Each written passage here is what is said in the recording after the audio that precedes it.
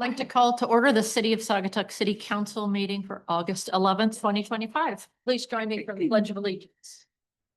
Allegiance to the flag of the United States of America and to the republic for which it stands, one nation, under God, indivisible, with liberty and justice for all. Sarah, will you call the roll? Clark. Here. Dean. Here. Gardner. Here. Muncy. Here. Peterson. Here. Stanton. Here. And Anderson. Here. Kind of switch things up on us. It's great. Sorry. No, I like that. You know, you got to keep us on our toes. So I just got back from 12 days on Whidbey Island, which is off of Seattle, which was heavenly. There are a lot of very Saugatuck-like towns on the island that I got to visit and be a tourist, but but with different eyes, because now you look at things like you would do in our roles, which was fun too, to just kind of pay attention to, their infrastructure and shops and all of that. But it made it especially wonderful to come home because this is by far the coolest place, even though those places were very cool. And walking around downtown today, it's like, wow, we get to live here.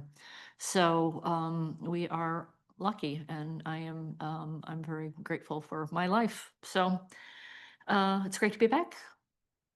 Well, welcome back, Mayor, and good evening, Council. I appreciate that you're nerding out on your trip with all the things that you're saying. Good, some ideas, so. My Yeah. favorite one is they had concrete discs on the hilly areas, concrete discs for car tires. When you turn your car tire, it would go against this disc to keep cars from.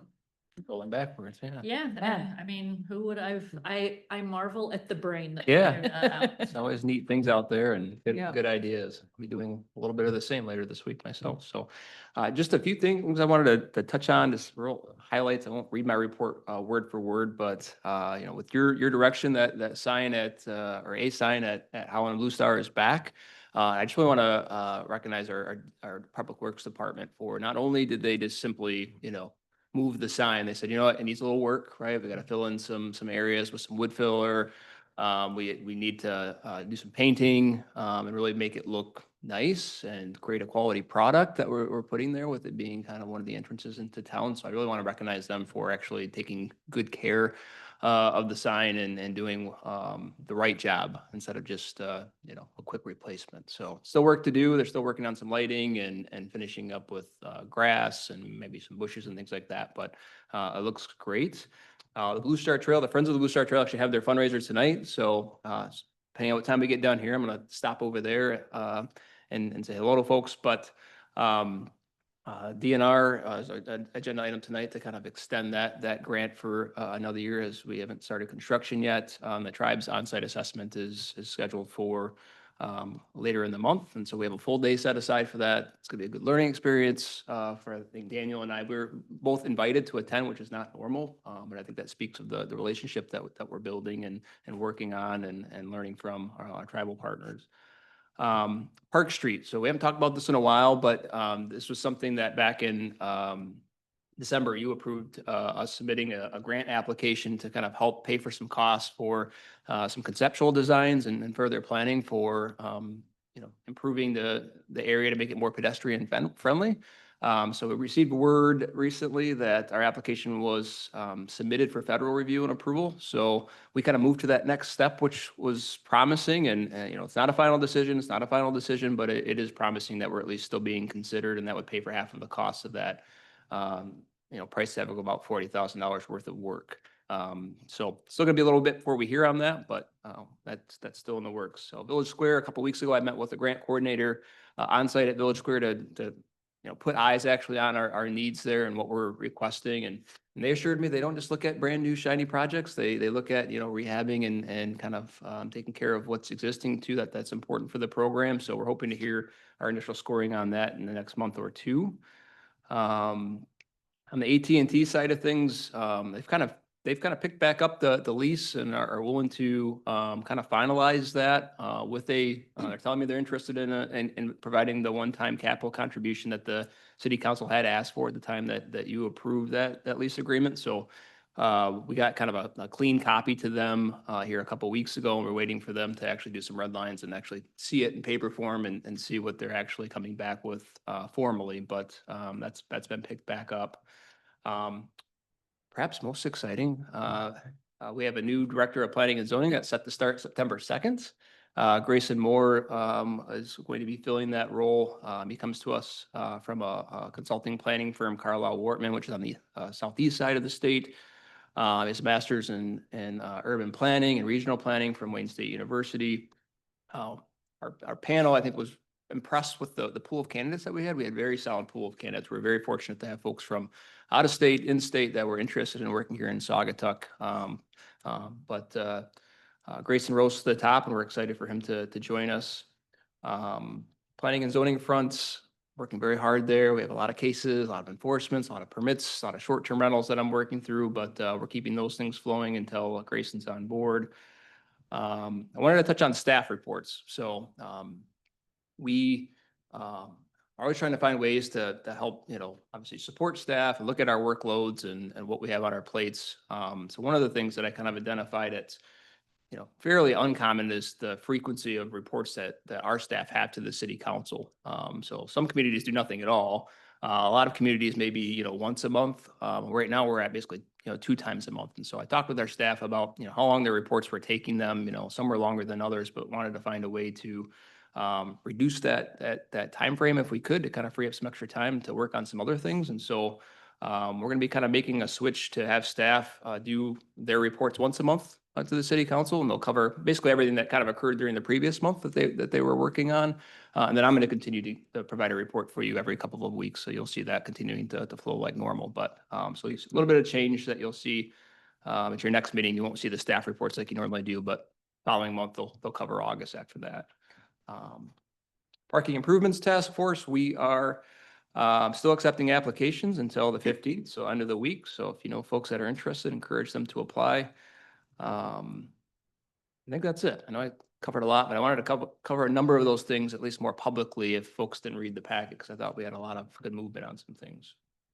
Great, thanks. Any questions for Ryan? Okay, that takes us to agenda changes. Anything to add or delete?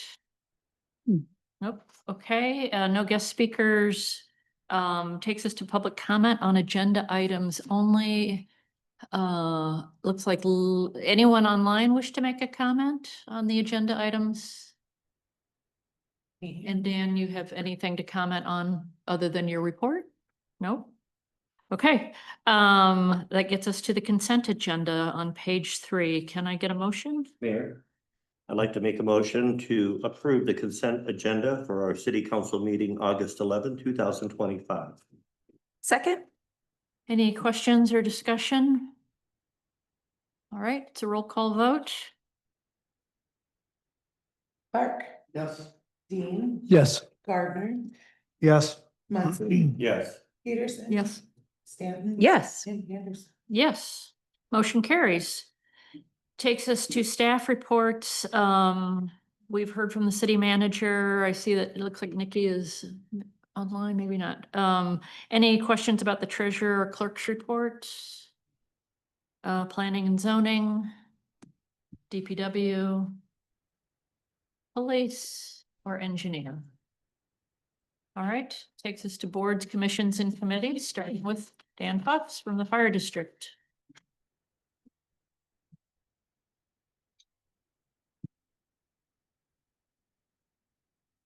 Thank you, Dan. Dan Fox, council representative to the fire district administrative board. Scott told me he's hoping for a quick meeting and advised me to take that into consideration. No pressure, though. I'll try and do that. You got prepared whatever slides on that. This was Friday. I don't know what y'all were doing Friday afternoon about 4 o'clock, but most of the fire department from Ear, Hamilton, Grass Cap, and Fenville were at Darling Ingredients, which if you don't know, I didn't. I did before this, but not way back. Darling Ingredients is located at the corner of, almost the corner of Old Allegan and where it tees into whatever that is, 100 and whatever that is, that goes to Fenville. They render dead animals, farm animals, they die, they basically cook them, I guess. I don't know the details. Anyway, they had two large boilers. I don't know, there may be more in there that somehow caught fire inside the boilers on a 90+ degree afternoon. And it was difficult for the crews to get water to it. They had to truck water back there. One of the pictures, the middle one in the bottom shows them, one of the trucks unloading the water. And then it took quite a while, as I understand it, to get the fire to subside inside these huge, I mean, the boilers are as tall as this room. Several, I want to say 7 plus or minus firefighters went to the hospital. All have been released to be checked over, whatever. That in addition to, because of the heat and whatever, there are certain requirements on how long you can be exposed to that. So I know Greg, for example, was, pulled off the line and into a air conditioned, one of the ambulances or whatever for 20 minutes to, resuscitate and so forth. Not because he was, just because that's the requirement. So anyway, a busy afternoon. Next one, please. Since the board meeting on the 21st, so there hasn't been a board meeting, obviously, since then, our board. The discussions between the township, the fire district facilities team, which is what I'm calling a very small group, myself, Jake Verplank, and the chief, and the Allegan County Municipal Bonding Advisors, which include an outside company, and the names are passed through my brain, but good, knowledgeable people on bonding and so forth, to discuss the South Station project. And I don't know, that went on for an hour and a half, something like that, on a Zoom meeting. It was very, very helpful and encouraging.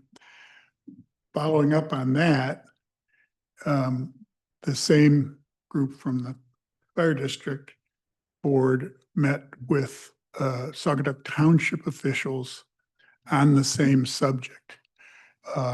It's not, one of the options is to bond this project. This fire district does not have bonding authority. We can't do that. It's not in our charter. So it has to come through a municipality with the bonding authority. As it turns out, the township does, and they've got a lot of headroom, which, if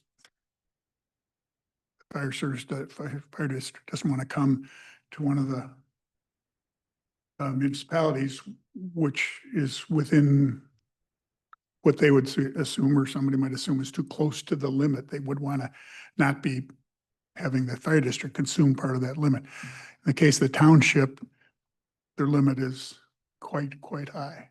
And the gap between what they're on the hook for and what's available is significant. So that's very encouraging. It's not the only source of funds we're looking at. We still have requests in with Joey Andrews' office, although that seems to be kind of murky on how that proceeds or doesn't proceed and who's accountable and whether anything will happen, but it's still there. And then the other thing that arrived since the meeting are the statistics that we'll go into now. These are the July numbers, and nothing overly dramatic other than the number of incidents, which you'll see in the next chart, continues to run very high for 2025 versus prior years. There's response times are stable. Emergent calls, those are the lights and siren calls, are stable. Overlapping calls about the normal percentage. And the locations of the, of the calls are what they are. They're 270, 26% of which are inside the city, inside Saugatuck. Next one, please, Sarah. Here's the map where they all, as you can see, cluster in both Saugatuck and Douglas with the entire township is not there because part of it's blocked out by the index there, whatever you call it. Again, as you know, primarily EMS calls, the little blue EMS sign. Some of fires, also more than a couple of false alarms. Somebody asked about good intent calls. Sometimes those get classified when an automatic security system calls with a fire. It turns out that there wasn't a fire, so there's a smattering of those sorts of things. Next one, please. And so this is these are the emergency responses per year, current year in gray. And you can see from January until now, with one exception, every month has exceeded the prior year's number. So it's certainly setting up to be yet another record year. Next one, please. Just for general interest, I thought these are the fire service personnel, and those are the number of calls. Those are not the number of hours. That's the number of calls they've handled so far this year. Greg Janik up there on the right, the colors, whites for the captains and or the chiefs, and then captains, officers, so forth. Next one, please. ALS, the Advanced Life Support from Life EMS, wait times are, as you see there, all of this is primarily dependent on where the call is and when it comes in. So it's dangerous to try and trend line it because you're not looking at the same calls, the same locale and so forth. But well within the bounds of what's expected and based on other analysis, an improvement from prior years and our prior contractor. The next one, because this is the overall incidence by categorization. You can see medical at whatever it is, 55, 56% there, and then pretty much down from there. On those medical, on the medical calls, the next slide, please, Sarah, shows you what they're for. This is for the year so far. And so you can see falls in general, sick person, so forth, are the highest. And you get down to low things, choking or whatever. But everything counts, so it's kept track of. Next one, please. Because this has been talked about here before, this cardiac arrest number, this is 2014 through the current year. The orange line at the top is the current year. And again, trends it's kind of pointless to look at trends for something like this because you go from 7 last year to 2 this year, and it's a 71% reduction, which looks like, oh my goodness, how great. Well, it's 7 to 2. So, but I mean, you see all the way across that, it tells you whether a pulse was detected, patient was deceased on the scene, which the case was already this year. Patient transported to the hospital, so forth. Next one, please. This one I do pretty much every time up here. And there's no great surprises here, but the share of the fire district's budget by the 3 municipalities, the share of census population, and the relative share of call volume. all of which is, I would say, unremarkable. And the next one, second last one, Councilman Muncy had mentioned this, I think the last time we were together, not for the time before that, Yeah, I found it. We talked about it in the show. National Night Out. Mhm. And I sent you a note on it, but there was just a cursory look at it. I talked to the chief about it. There are a couple of real challenges for the fire district. It's a wonderful program. Their desired timing for that program is the first week in August, which is a problem here because you're up against some fairly big events. They have a secondary possibility in October, but regardless. So the August one, which is their ideal, is sort of off the, we did that 1 year or 2 years or whatever, but I don't know how they did it with the nation and so forth. But the other challenge for the fire district, somebody's got to sponsor this thing.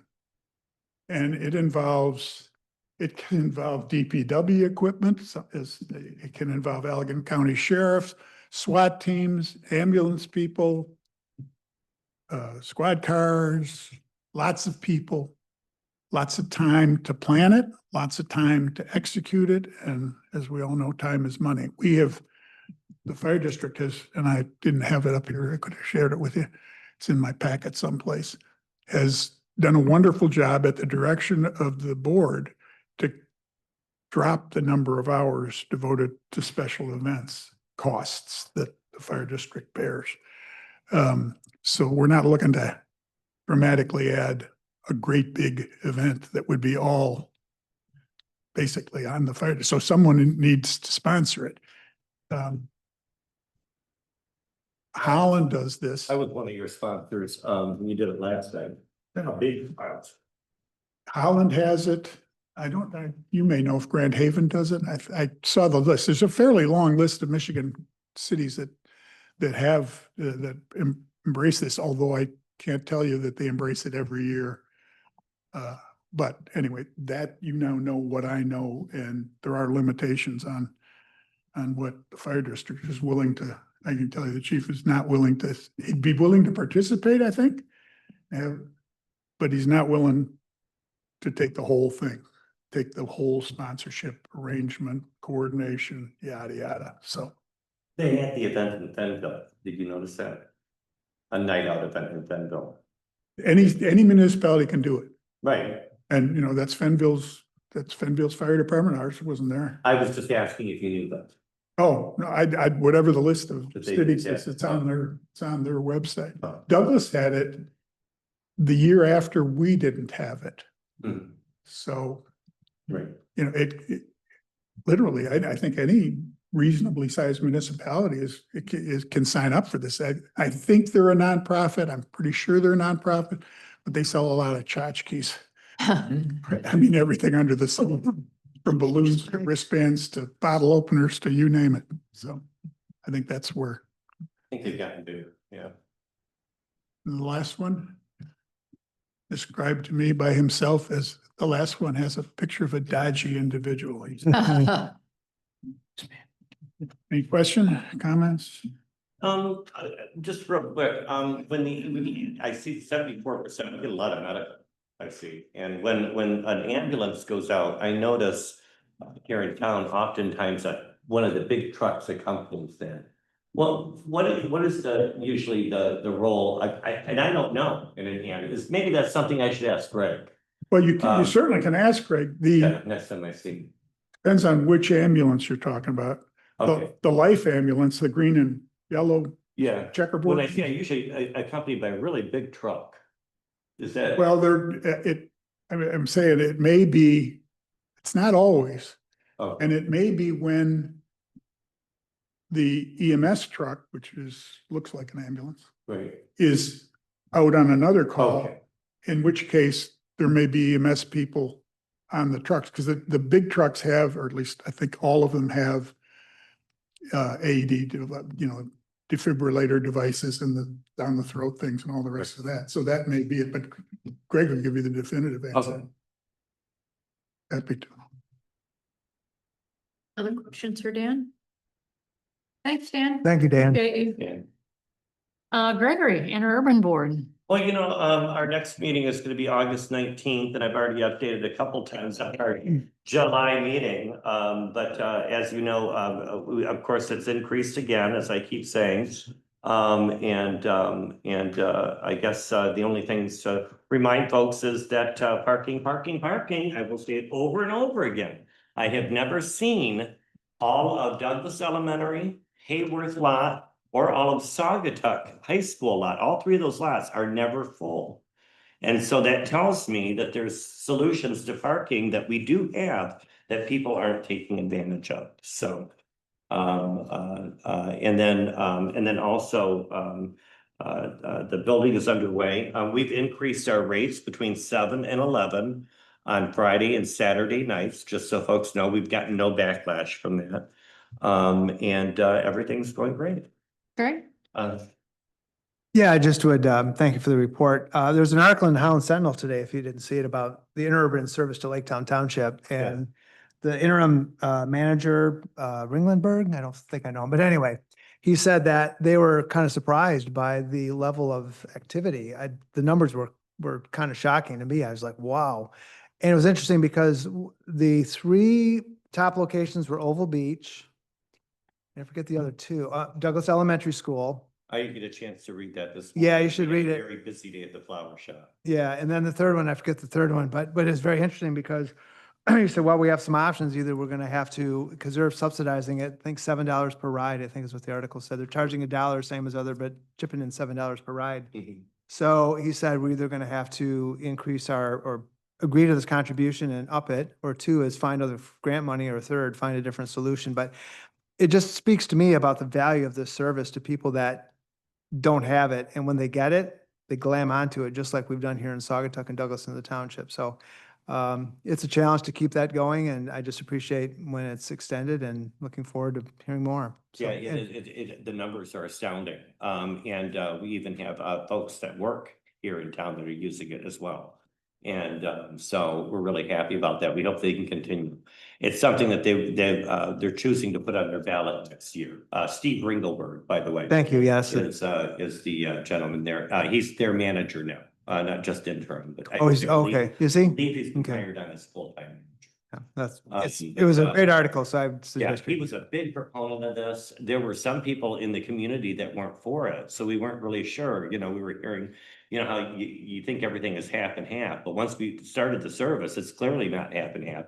So we hope when those folks go to the voting booths next year, that they will approve a millage to continue the service, so. It's good to see the growth. Thank you. Great. Well, you'll move to your guest from yesterday's show, Gregory, Oh, Joe Clark. Yeah, Cal Lake, so I think everyone was copied on a note from our city manager.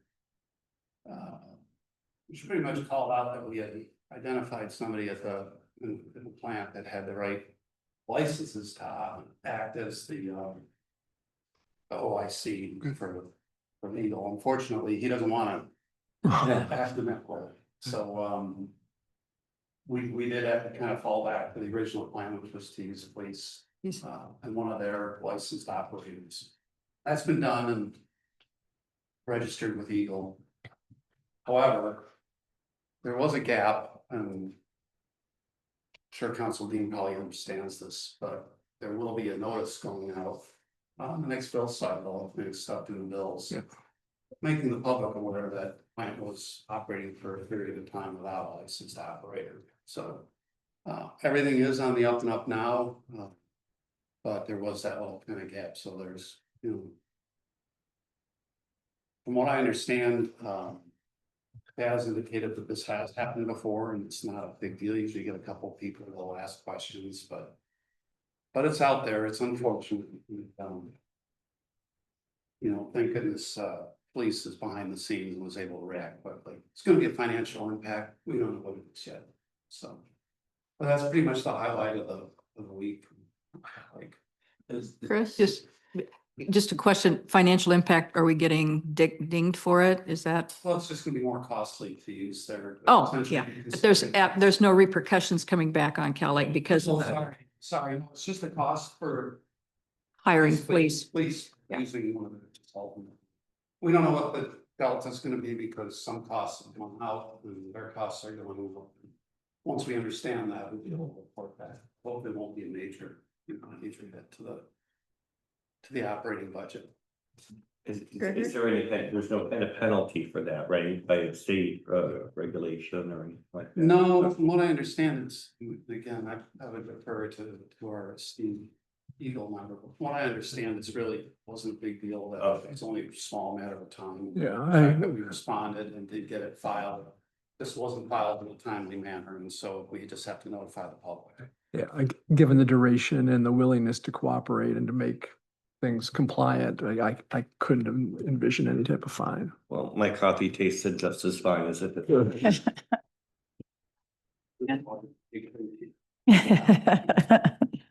Anything else? Chris? Oh, so I don't have anything. I don't know if you have had any discussions about any further action with signage or anything at all with anybody. I think we're just on hold till September. That is true, and I think the township's looking to pass the baton on who kind of, hosts the meetings and organizes the meetings, or the managers are kind of in some discussions about that, but otherwise no other updates. Alphabetical, starting with D sounds good. Actually, my question been to Ryan, is there actually a need for a Kalamazoo Lake Harbor Authority now that Douglas has their own harbor authority? And Ryan did some research on it, and it was a way to funnel money, which was the original reason that it was put in there. And in all this time, I don't think any money's been funneled anywhere. And so again, I think maybe it's a discussion going forward now that there is a harbor authority at Douglas, whether we actually need a second overall institution. So something for people to think about for further conversations. Cool, good. I don't think we've had a ZBA meeting. Russ Historic District? Yeah, we met on a special session on July 31st for 234 Spear Street. And they came back with a modified proposal for the Historic District Commission to consider, and it was approved almost immediately. So we were very pleased with their response to the concerns that were brought up at the previous meeting. So that project was given a 7-0 go-ahead. So look forward to that starting. And then our next scheduled meeting is Thursday, September 4th. We did not have any other applications for this meeting. Right. Joe, Planning Commission. Um, PPW? So we haven't met since our last city council meeting, so I don't have anything new to report, but we did have a nice article in MLive about the Saugatuck Wilds. And then that was followed up with Spectrum News wanting to do a story on it as well. So Spectrum News is a cable news organization. They do cut-ins, local cut-ins. And they interviewed us today about Saugatuck Wilds. So it's just getting some positive press. So that was nice. I noticed John Vanderbeek started a Facebook page for the park there. I would like to see, and maybe I'll little buzz in his ear. It'd be nice to have a little volunteer group, outside of here, that would volunteer to help clean up the park and just walk it and help clean it up. I noticed it's just been, we had the gravel down there, and I just drove through there last week, and I saw some of those weeds are coming up, and I was tempted to get out of the car and start weeding. And I thought I should talk to John about maybe having a little group of folks that will go out there and do little things like that. So, That'd be great. yeah. He's done that before on Mount Bald Head, Right. had people come together like at one time at certain times of the year and plant or weed or all that Yeah. kind of stuff. So I think he's got a good group behind him. I do too. Yeah. That the river, I think of the name. Riverwood Council. Would count. Yeah. Good. Excellent. So tri-community, non-motorized, you kind of covered that a little bit, Ryan. Anything else, Scott, on that? No, just thank you for putting 9C on the consent agenda. Water System Operations Contract Advisory Committee? All right. And finally, I know we talked about the wildlife management at, on the workshop. Anything else that there's? No, I think we'll get into it for 14B. Cool. Okay, takes us to approval for accounts payable on page 33. Can I get a motion?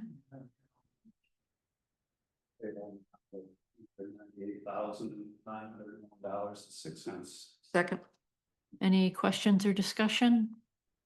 All right, it's a roll call vote. Clark.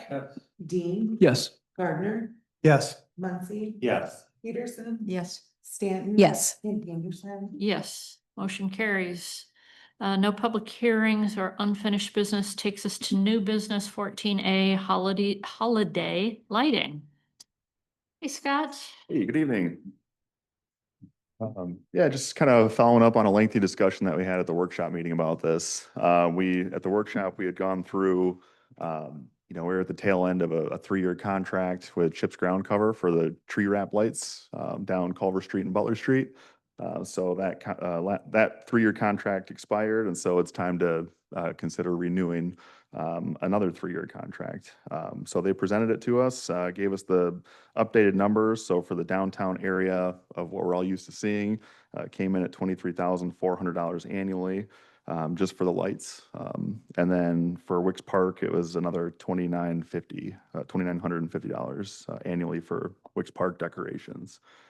Additionally, there were 6 other locations identified that could be candidates for expansion for council to consider. And so we walked through that a bit, and Chips Ground Cover again came up with some financial figures for us for each of those 6 additional streets. But the big question is the electrical needs. That's kind of the expensive part of this. So going through the electrical options, we had a couple options from Consumers. We could have Consumers Energy do all the work for us, and with one flat fee of $636 per work location. The only trouble with that is serviceability. There were some concerns raised with that. So a better option for us might be to consider, having Consumers Energy come out, deactivate the lines, and then have our own contractor do the repairs that are necessary. So kind of a 2-part system there, but the benefit is that we have a lot more serviceability. So we can hit the reset buttons on the GFI outlets. And if we do run into an issue, which I'm sure we will, squirrels chew on the wires, or we have any sort of service outage like that, we can have an electrical contractor come in and take care of it for us. So, and then Consumers also provided a figure of $1,500 per work location to install new outlets on poles if we want to expand it into other areas. So we have some sort of an idea of how many poles that would be. So overall, it seems like from the workshop meeting, it seemed like the general consensus is that most people were in favor of renewing the contract, the 3-year contract with Chips Ground Cover. It seemed like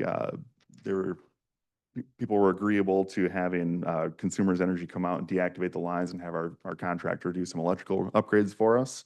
And then it seemed like, as far as expansion goes, we have a few different options. We could not expand at all, in which case the numbers are in front of you.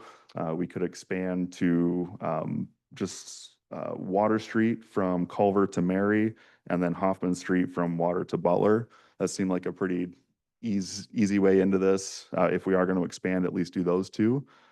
Or we could go all in and expand on all 6 of the new areas that Chips Ground Cover proposed. So open to taking any direction that council wants to move on this. Madam Mayor, I'd like to make a motion to approve a 3-year contract renewal with Chips Ground Cover for holiday lighting with a display similar to previous seasons, plus additional lighting added to Water Street from Culver Street to Mary Street and Hoffman Street from Water Street to Butler Street. Second. All right, discussion, questions? Chris? Yeah, go ahead. So Culver to Mary, okay. And then what were the other ones? It was Water Street from Culver to Mary, and then it seemed like most people were in favor of Hoffman from Water to Butler. Okay. So in front of Uncommon Grounds. Okay, so would that cover then, because when I went out and walked it, I had some different places. So Water Street in front of, from Mary to Main, which is pretty much in front of where we have our Christmas trees, Wicks Park, would that be part of this? That would be in this area, yep. Okay, and then kind of felt like the Grinch. I didn't particularly care for Main Street or Mary Street or Griffin Street. But then the second one, Culver to Mary, what was the second one? The Water Street from Culver to Mary, That's what you said. yeah, and then Hoffman from Water to Butler. Which is where Uncommon Grounds and Right. Wally's is. Yeah, that those and the Mason Street, those were the two side streets that I thought would be receptive too. So We can certainly add Mason Street. I'm just glad we're doing what we're doing. So I'm perfectly happy with what's been suggested. Other comments, questions? Oh, Russ, I'm sorry. I'd like to add the side streets, but I think we should, I was thinking that too, but I think we're expanding just to Water Street is really gonna show a nice expansion. And then maybe, we can revisit it next year and decide if we want to do the side streets. Yeah, Chip's ground cover was more than willing to take, if we want to add streets in the future, they're certainly willing to take it on when we decide to. Yeah, so maybe it's just me that didn't get the numbers. So exactly what's going to be the additional cost for the proposal that's been made, aside from the 3-year renewal? What's going to be the all-in for the additional Culver to Mary? Yeah, so I did add that onto the memo. There were two financial breakdowns. So there was just a renew. So those figures are in that summary and the cover letter. And then on top of that, there was the financial breakdown for the, Top of page 45, right? Culver to Mary, 18,000 for electrical, almost Right. 6,000 annual. Yeah. Hoffman, so if we break it down, again, we don't know exactly what the electrical needs are going to be, so there aren't pinpoint figures offered tonight. I do anticipate the electrical needs if we do what we've done, renew the contract as is, plus we add Water Street and Hoffman Street, that figure is going to be north of 20 grand. So according to our purchasing policy, I'd have to come back to you and ask for that exact figure anyway. So, So the 26,350 is going to be increased by, if this moves forward, it's going to be increased by another 9,700. And sorry for not picking up on this. So that's going to be an additional 9,700 annually for the additional lights. Plus, we don't know, there's kind of a soft target on the electrical because we're not sure exactly how that's going to come out. yeah, we're pretty sure it's going to be around $1,500 per outlet for new locations. What we're unsure about is exactly how many outlets Chip's ground cover is going to need to plug into. We have a ballpark idea. Okay. They came out and did some preliminary mapping of that, so we have a good idea, but the exact number might be a little bit different when the time comes. So, So was the decision made that we would be engaging with Polarity or RAF for the work on that? Because we decided that consumers wasn't going to be an option because of the limitations, Right. correct? yeah, and we did see, we reached out to consumers and tried to refine the numbers a little bit since Wednesday, but we weren't able to get responses as quick as we would like to. But if you look at the price differences between RAF Electric, in the packet, I think you saw a quote of around $2,350 from RAF Electric. They had since reached out to consumers and revised that quote to be $1,150 per location. Wow. So it was substantially lower. And then if you look at the difference between Polarity's quote and RAF Electric's, one fundamental difference is that Polarity wasn't accounting for running new conduit with wiring going down. And we're not sure that we need to run. About 5 years ago, we had High Point Electric come through and put new outlets to the poles. There might be some just reconnections. So I'm not sure that we're going to have to replace the conduit coming down from the power lines. Okay. But that is a difference between the two quotes. Madam Mayor? Yes. So we're looking at 26,350 for just the downtown area in Wicks Park, and then adding another 30,000 approximately for the electrical and the holiday for those two areas, right? So 26,350, that is just for the, yep, Downtown and Wicks. Mhm. And then based on the totals of electrical for those two areas, 21,000 plus 9,700 cash, so Yeah. about 30,000. that's right, So the total will be right around 56,000. that's right. That's going to increase the annual cost to 36,050 approximately based on these numbers. Do we know, I know this has come up, it hasn't come up recently, but there have been comments in the past about the cost of the electricity to have the lights on for an extended period. Do we even know what that, and again, I think that was settled back when, but I can imagine this coming back up again with this. It was, I wish Nick, we were here from Chip's ground cover, because he has got it dialed in. He's got all the electrical information on the back of the lighting packages, so he knows how much the lights are drawing. But we had decided a while back that before, we had done this in a couple of different ways. There were per outlet, which is almost an entire block. Each block has about 1 or 2 outlets that all the Christmas lights plug into per block. So we had individual timers on each one. And the problem is that if a timer was slightly off, over time, every day they would get more and more off. And so it would take staff or CHIPS ground cover to come in and recalibrate. We've determined a while back that it was significantly cheaper for us just to leave the lights on, which people liked anyway. So. Mayor, Yes. just 2 quick questions. Did we get any reaction from the CVB they were on the Zoom during our workshop when we discussed this? Anything from them? Yeah, so I checked to see if there was some sort of dollar amount, ballpark region, and I didn't quite get that. I got basically here's our application and the process to apply, and it's really kind of up to the CVB board. So. Okay, fair enough. And we are budgeted for the motion before us. The funds are in the budget, correct? The funds are in the budget for the annual cost of what you have now. Yeah. Plus the electrical improvements, the extra annual cost for the expansion isn't included, but I think the net result this year probably will be fine budget wise, just because the anticipated electrical cost is less than what we budgeted, at least right now. So I think the net result will be within budget. Okay, thank you. Thanks for all your work. Welcome. Thank you, Chips. Other questions? I just wondering how, I'm not trying to put it on our staff or anything, but it would be nice if we could find an outside group that would be interested in helping to raise money, like putting jars back in the stores again. So I don't know if I could put that out there. It'd be nice, even if we could drum up just a couple thousand, anything that would help. I know we used to have those, because I know Sadaba, we used to collect those from all the stores. Fred's wife, Janet Schmidt, we used to keep one at our store, Del Sol, and they'd get packed. Customers, vacationers during the summer would throw their change in them. It might be a good idea to, I don't know, kind of put it out there, see if there's anybody willing to do that, Birdie or April or any of those great people around here that volunteer. Worth asking. Okay, are we ready to vote?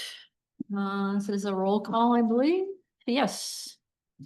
Art, Yes. Dean, Yes. Gardner, Yes. Muncy. Yes. Peterson. Yes. Sanford. Yes. And Anderson. Yes.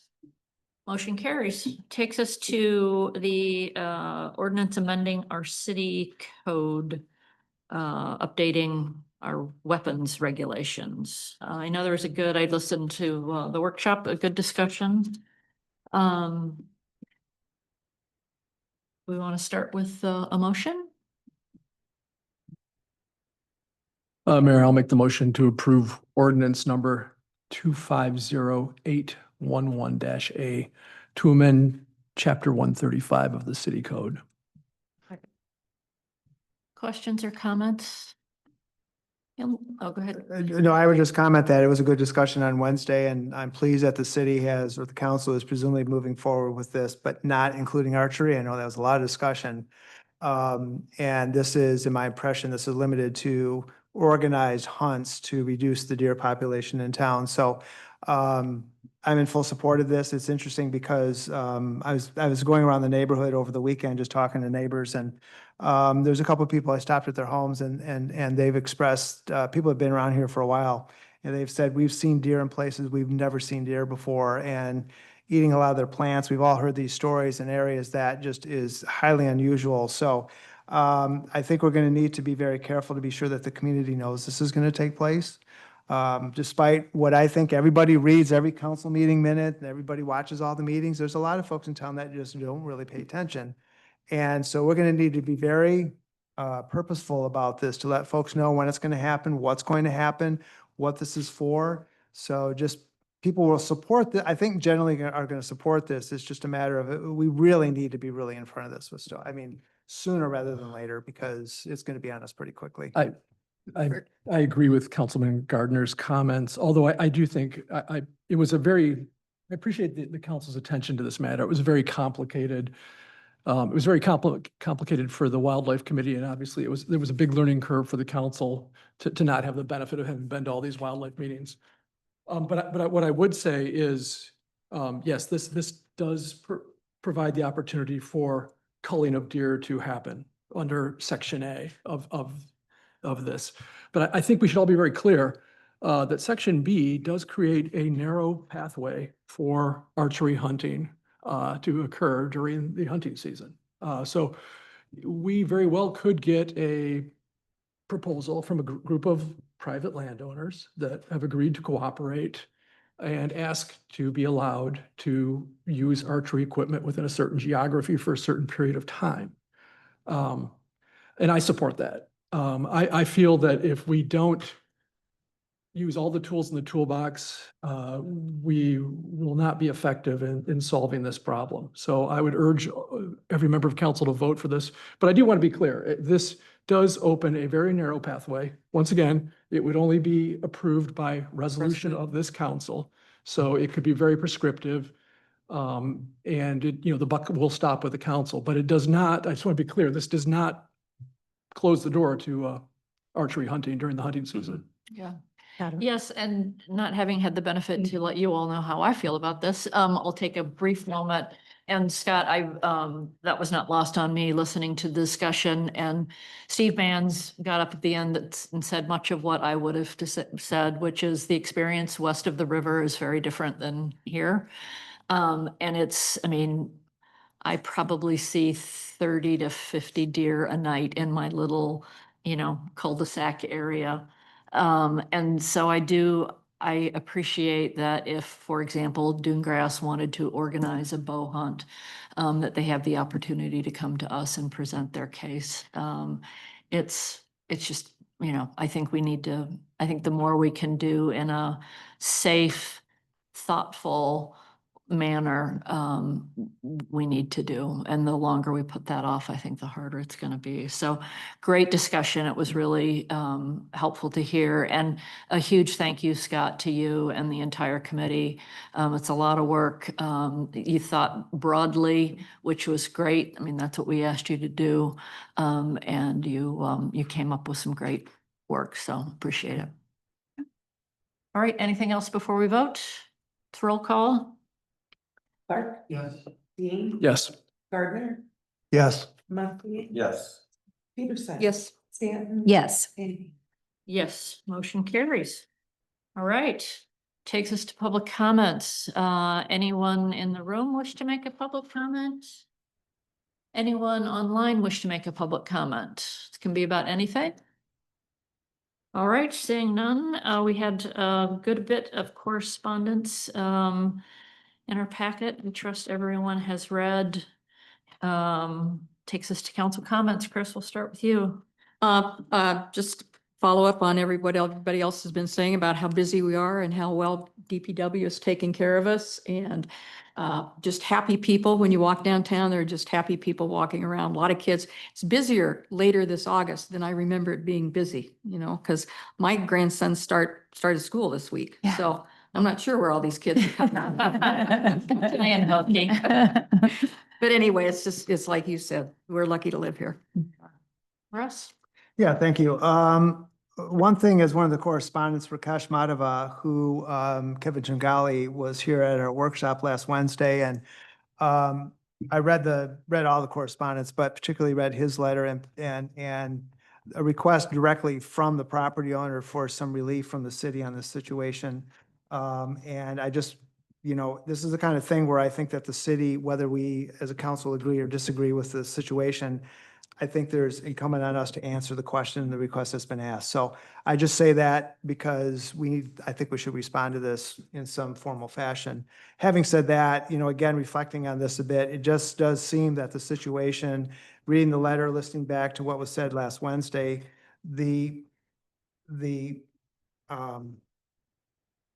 does not, I don't know how to put this because it's really not a crime. I was trying to say the punishment doesn't fit the crime. It seems disproportionate for the situation that this particular property is going to lose their license forever, essentially. And I don't think that was the intent of the short-term rental regulations, was to have this kind of situation occur. So I just think this is an opportunity for us to think back and maybe this is a different way to handle this. So That's my comment on that. Question for Scott. Scott, when does is a pallet light on a timer or is it a light sensitive sensor? Okay, because it hasn't been coming on when it's dark. So I just noticed that recently and just thought of that. So thank you. Also too is people have started to get interested in what's going on with the Village Square with the grant application, and something that's come up, which is something I just wanted to mention for the Parks and Public Works Committee, without even asking anybody. Several people have mentioned, why don't we put shuffleboard courts back in by the tennis courts? And I've already had people offer $750 to fund that. So most of you won't remember this. I have vague memories of it as a kid, but there used to be two shuffleboard, I see Joe nodding his head, two shuffleboard courts right next to the tennis court. There used to be, I think, 4 down here and 2 down at Wicks Park. Pretty darn popular. A lot of people have good memories of it. And so that's something, as we continue to look at the Village Square improvements, that was something I would strongly suggest we take a look at. I can't think of a cooler thing to have at the tennis courts, but shuffleboard courts is completely intergenerational. It's got a lot of legacy and history here in Saugatuck, and I think that would just be a cool thing to have. The other thing that I've had to clear up with people about the Village Square is that there seems to be a perception is that the entire court's going to be fenced in. So I had to correct some folks just to make sure. So there's some things starting to get out there, and I just want to make sure that that was corrected. So anyway, I'm going to keep asking about the shuffleboard courts. I think that's a fantastic idea. And without even, and I don't raise money, $750 all of a sudden said, here, we'll put money towards it. So some excitement around that. Thanks. I just want to start with recognizing the passing of Brad Moore. Brad and Melanie bought Spectators, as you may know, and it was a very sudden passing. So just keeping Melanie and her kids in your thoughts. I've known Brad since our kids played Little League football together. So it was really sad to see. So just keep Melanie and the kids in your thoughts. Also, I will move on because I'm getting choked up. It was nice that Councilmember Clark was on Saugatuck on Sundays. I've enjoyed that you had Councilmember Peterson, and I was on recently. I love that you're doing a whole series where you get to hear from all the council members, and it's been really, really nice to have that on your show. So we appreciate that you're doing that. Looking forward to sidewalk sales. That's going to be fantastic. And then on my way here today, I couldn't help but notice all of the outdoor eating spots in town were full. So even though it's so hot and so muggy, people still really enjoy those outdoor eating spots. And it was good to see them also still full. And August is really still busy in our town. To build on what Councilman Peterson and Councilman Gardner said, it's really great to see the town so busy. It's great to see a lot of families here. It was really interesting. This goes to Councilman Gardner's point. There was a family that had set up a croquet game at the playground. So I do think, some of these ideas to make this even more family friendly. I think people are figuring out that this is actually a very family friendly town. I think it's great. And that goes, I think we all play a part in that, but particularly staff and what they do is important. And I just want the staff to know that you have my complete support. I know you guys have a hard job, and you are, the pointy end of the spear. You have to deal with a lot of different constituencies, some of which are hard to deal with. I just want you to know you have my complete support. Ditto. Thank you. I just wanted to also say that my thoughts and prayers are with Melanie Moore and her family. They were good people. I had them on the show a few times, and I've been making flowers for them, and we've got the flowers going out tomorrow. They were really good people, and I got to know them in such a short time, but they were one of us, and so. I hope she can pull out of that nicely. And then also I want to invite for the next show this Sunday, Holly Anderson, I don't know if you'll be available at 8 o'clock. You got this. Sure. Say it loud for the public to hear. To get up early. Well, you're next, and then I've got to have, then I want Scott on, that way I'll have the whole Okay. round, and then I'll have everybody on again that's running, so. Cool, the whole family. Oh, and then also, yeah, just grateful to be in this town and that, you know, I'm seeing a lot on social media and I'm gonna poke fun at some folks that, they're talking about, oh, your August is showing and, oh, August. I just, go get some rest, have a nice little cocktail and get back at it. This is August. And this is Saugatuck and we're always like this. So it doesn't make a difference. We all have bad days sometimes, but, August isn't the worst. Go. Well, I'd be remiss if I didn't thank Gregory for inviting me to the show as well. More importantly, for taking it easy on a first time guy with a little stage fright, so. You were good. I appreciate that. And I just wanted to kind of throw this out there. I got a chance to, was invited, anyway, our whole household was invited to a neighborhood seafood boil. Jerry and Elizabeth Laytow, I think I pronounced their name right, who live on the northwest corner of Marion Grand, basically invited all the whole neighborhood, friends and family, and it was just absolutely wonderful time. They went out of their way just to be really good neighbors and really good town folk. You know, it was touching because it was a real sense of community. Mhm. And so many people have come up to me and said what a great time they had going there, and we certainly did. So just wanted to make sure that you're not listening, but it's in the official record. And I want to congratulate Ryan for a very short tenure on plan. And quick escape. Sure worked fast. I got a couple more weeks and then I'll be. Thank you. Well, I will build on I actually missed the Manchester Wyrick neighbor gathering when I was on vacation, which totally bummed me out. Saugatuck's the only place I've ever lived where neighbors knew everybody, knew their names, talked to each other, and then picked times to hang out. That's a great thing about this town. And kind of building on what Scott said, I am a fierce mama bear, and if anyone even looks funny at our staff, it just brings out my fiercest, most protective, don't F with them or me. And I really appreciate you guys, and you represent the city so well, and each one of you, we're really lucky to have you, and I'm proud of you, and we see you, and thank you. So with that, who wants to make a motion to adjourn? Make a motion to adjourn. Second. All in favor, say yes. Yes. Meeting adjourned. All right. Okay.